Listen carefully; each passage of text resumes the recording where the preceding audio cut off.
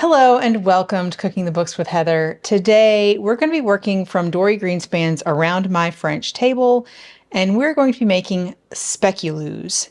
It is the Christmas season, and my family requested that I make some Christmas cookies, and these actually seem very Christmassy to me.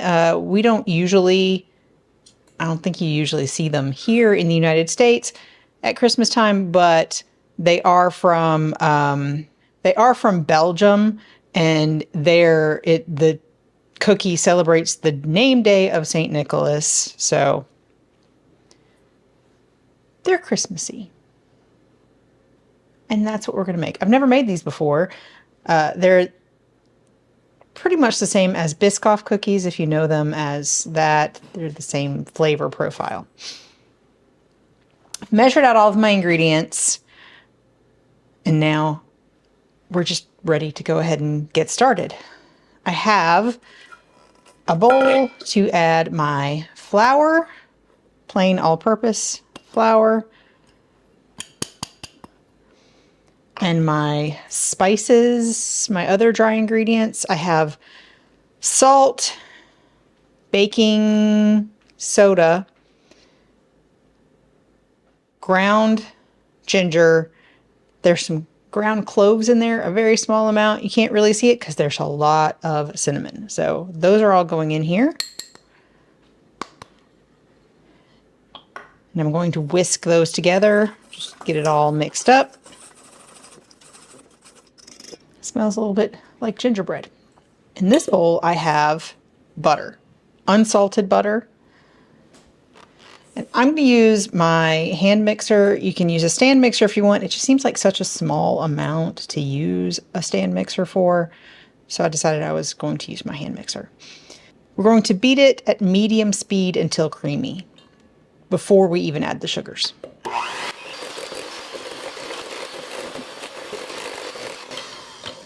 I think I forgot to say that is at room temperature. You don't want to try this when it is not at room temperature.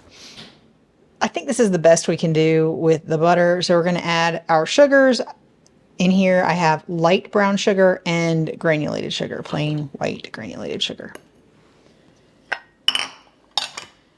And we're going to again beat it until well blended, about 2 minutes.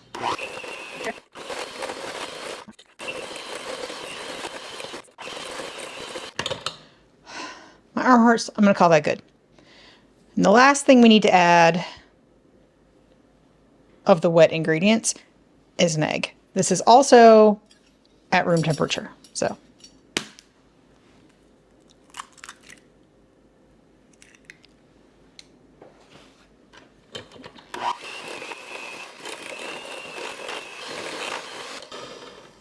now we're going to add our dry ingredients to the wet ingredients in 3 batches, mixing on low speed only just until it's sort of absorbed into the wet ingredients. I'm going to get a spoon to help me.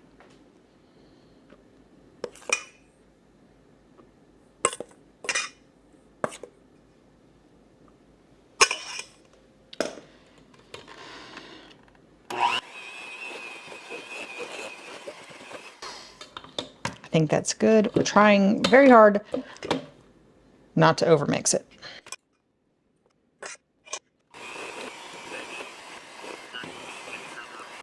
It's all getting bound up into my beaters, but that's okay. I'm going to just put the last of it in. All right.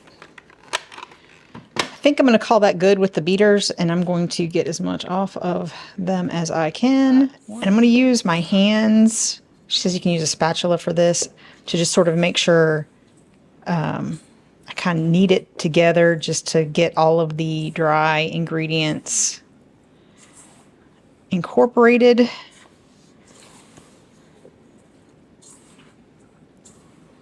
She says it's a very soft dough. We're going to call that good. And I'm going to make room to roll this out because we do not let this chill before we roll it, but we do let it chill before we cut the cookies out. So I'm going to wash my hands, make a nice work surface, and be back to roll this out. With some video magic, we're ready to roll these out. She says either between wax paper or plastic wrap. I'm going to use parchment paper and hope that it works out okay for me. I'm going to take half of this out. We're going to do it in two halves. So I'm going to roughly divide it in half.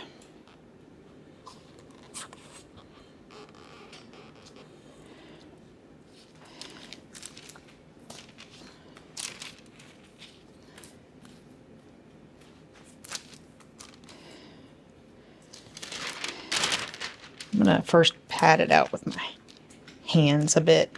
The goal here will be for it to be a scant 1/4 inch thick. So good luck to me. She also suggests moving your paper around and picking it up occasionally to make sure you're not getting creases in it. I don't really care all that much, but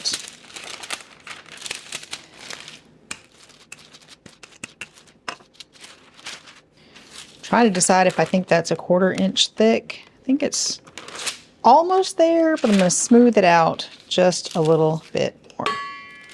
I'm going to call that good.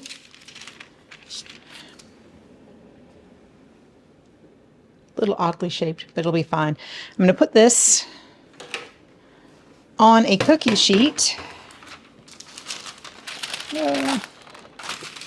because we have to chill this overnight. I'm going to do the other one exactly the same way and layer it on top of here and hope that it doesn't do weird bumpy things when I do that, because they will not be exactly the same shape, but you can also roll them out a little bit more the next day. It's the next day. Our dough has been in the refrigerator overnight. She says at least 3 hours, so overnight is fine. I've chosen some relatively small cookie cutters. This one still has a, that's okay. Anyway, I've chosen some relatively small cookie cutters, but I'm going to put all of one shape on each tray. So this batch, I'm going to do this cute scalloped star shape. And the next batch, I'll do these small gingerbread men. Just because I don't want them to cook at different rates. I want them all to cook at the same time. So the other half is still in the refrigerator. We'll do that after this, but I'm just going to cut them out, as many as I can get.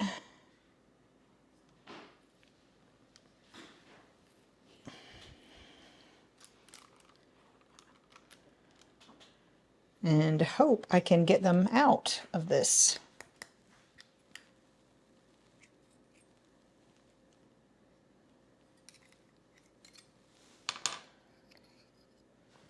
All right.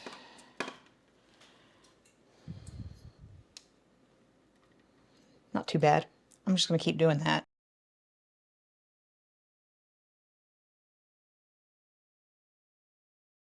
It looks like I made about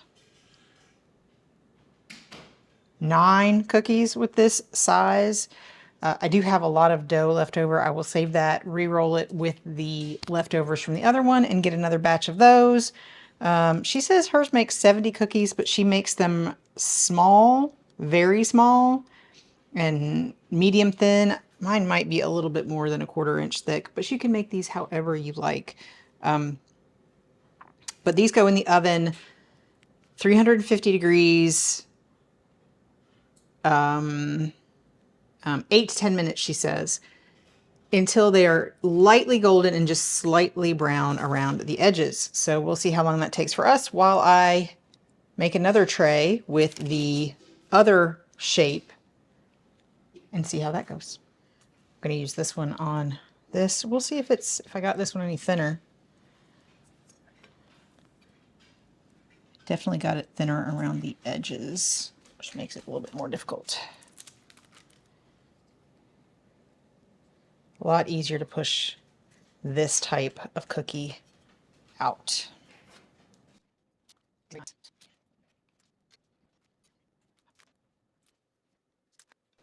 Looks like I just about managed 8 of these. Feels like I have about half the dough left, actually. So, still seems like a lot.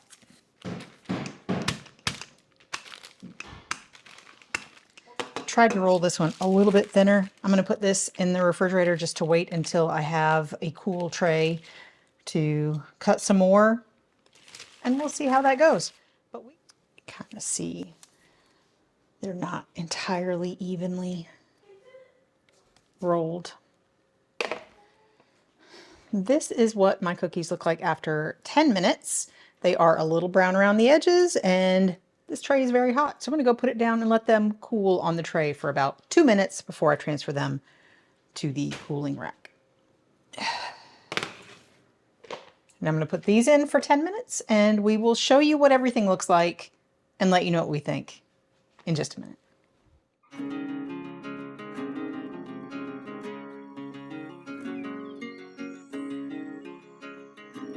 On this episode of Cooking the Books with Heather, you watched me make speculoos from dory greenspans around my French table. And we cut them into nice, cute holiday shapes. I have eaten a couple of the re-roll ones that I definitely tried to roll a little bit thinner than the first ones. And they were crispy, they were a little bit tough, not like the store-bought Speculoos or Biscoff cookies, but they were good. They were crispier. I have not tried one of the first batch yet, and this is one of those. So I was going to break it open and give it a try here. Well, that's pretty crispy. Definitely a little more tender, whereas the other one is maybe a little tougher from the reworking of the dough. Both were delicious, all good. I saved all of mine. Even the last little bit, I kind of just cut into squares and baked with the last batch. I really like these. They're a very good Christmas spice mix. I think they're not a standard Christmas cookie in the United States, not that I'm aware of. I never really considered them as a Christmas cookie here, but that is where they come from. That is what they are. So I might be making these again next Christmas. Really liked them. Not too difficult. I really liked that you rolled these out before you refrigerate the dough. That makes it so much easier. I was thinking about something else I was doing recently where it was really hard to roll it out after it had been in the refrigerator just to get it started. But this one does not have that problem, thankfully. And they baked in about the right time, according to the recipe. And you can make them the size you want and just bake them until they look right, until they're lightly golden and just slightly brown around the edges. We're going to enjoy those this Christmas. And if you give them a try, let me know in the comments down below. If you've enjoyed watching me make this, give me a thumbs up and hit the subscribe button and come back and watch me make something else next week.